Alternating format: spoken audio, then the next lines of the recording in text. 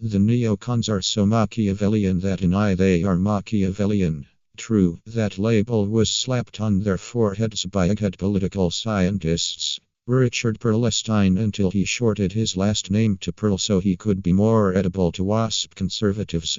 For a chump who spites out the phrase anti-Semitic like a victim of toilets is not very prideful of his Jewish name. Perle is some sort of supreme overlord fellow or something like that at the think tank, American Enterprise Institute. That think tank is a front group for the neocon movement. During the height of the Iraqi war, you saw their representatives on various Fox News shows and you heard them on right-wing radio. Since they have been found out, you rarely see them anymore. Perle is also a co-signer of the Neocon Manifesto project for a new American century. He now states he didn't know what he was signing. I wonder if he got a mortgage for a predatory lender. You know how some mortgage companies take advantage of the ignorant. Perle is the most pompous ass you ever met. His voice has tone of Gore Vidal if he was in a coma and his image looks like Jewish Charles Lawton. This dingleberry might have a mental disorder often called narcissistic personality disorder. One of the symptoms of this disorder is lying without any conscience.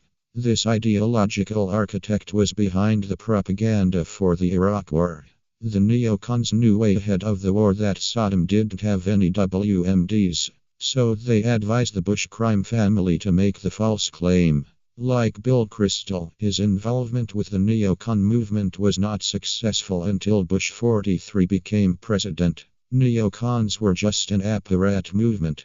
They did what Lyndon LaRoche only dreamed about by infiltrating the US government. They've been around since they left the anti-war and civil rights movement of the 60s.